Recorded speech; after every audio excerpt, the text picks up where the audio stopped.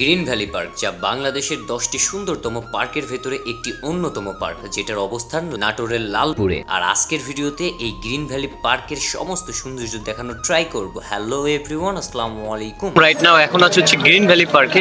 By the way, Green Valley park কিন্তু আমাদের বাসার কাছেই, মানে 10 টাকা ভাড়া লাগে আসতে। এটা হচ্ছে আমাদের এক ভাইয়ের দোকান। মূলত এখন হচ্ছে আমাদের পাখির চোখ ঈশ্বর দিয়ে দোকানদারি করছে। এটা কি কাঁচাগোল্লা?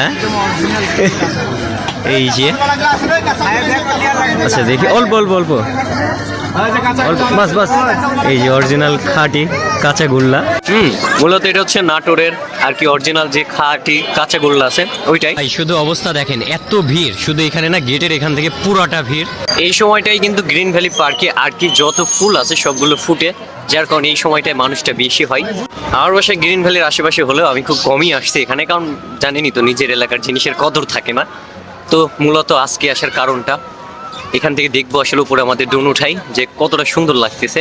আর এই সময়টা যেহেতু গাছে সব ফুল টুল ফুটে, বেশি সুন্দর লাগবে দেখতে। আমাদের বড় ভাই, কি অবস্থা? আসসালামু আলাইকুম, ভালো আছেন ভাই? শেষ করেন ভাই, এত ভিড়, পা ফেলার মতো জায়গা নাই, মানে দোকান বলেন চারিপাশে শুধু ভিড় আর ভিড়। অবস্থা খালি দেখেন ভাই, ভেতরে আরো বেশি মানুষ, এত মানুষ তা বলার বাইরে। আমাদের গ্রিন ভ্যালি পার্ক কিন্তু বাংলাদেশের 10টা সেরা পার্কের ভিতরে একটি অন্যতম পার্ক। আমার সামনে যেটা আছে এটা মূলত টেরাকোঠা।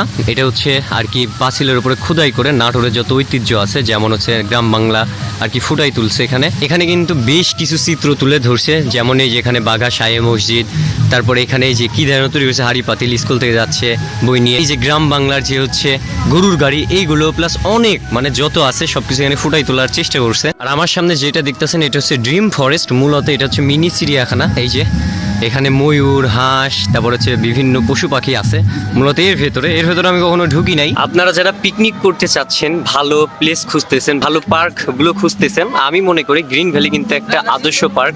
গ্রিন ভ্যালি পার্কের সুইমিং পুল, এখানে আর কি আপনারা সুইমিং করতে পারবেন। তবে আফসোস আমি ড্রোন এখানে পাঠাইতে পারি না, এখানে ডেঞ্জারাস জোন আছে, যার কারণে এখানে ড্রোন আমি পাঠাইতে পারি নাই। মানে এখানে আসলেই আর কি ড্রোন থামে যায়। গ্রিন ভ্যালি পার্কে কিন্তু এটাই সব থেকে ইন্টারেস্টিং জায়গা। এই যে মিওর মেইজ, এখানে কিন্তু আয়নার ঘর, হ্যাঁ এখানে ঘুরলে হারাই যাবেন। প্লাস এই যে এটা হচ্ছে 3D, এটা হচ্ছে ট্রেন, মানে এখান থেকে আপনি ট্রেনে ঘুরতে পারেন। প্লাস এটা হচ্ছে ভূতের বাড়ি। এরকম কিন্তু বেশ কিছু রাইড আছে, আপনারা চাইলে এখানে এসে রাইড দিতে পারবেন। মূলত এই সময়টা কিন্তু এই যে গ্রিন ভ্যালিতে এত সুন্দর সুন্দর ফুলগুলো ফুটে, মূলত এটা শুট নেওয়ার জন্য আমরা আসছি। সত্য কথা বলতে এই গ্রিন ভ্যালি পার্কের ভেতরে আমি বেশ কয়েকবার ঘুরছি, হ্যাঁ, তো সেরকম ভালো লাগে না নিজেদেরই এলাকায় পার্ক।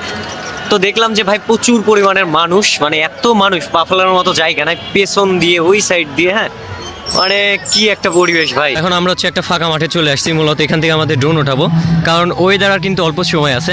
তো এখনই আমাদের ড্রোন ওড়ানোর আর কি মোক্ষম সময়। অলরেডি আমাদের ড্রোন সেট আপ দেওয়া শেষ, এখন ফ্লাই হওয়ার পালা।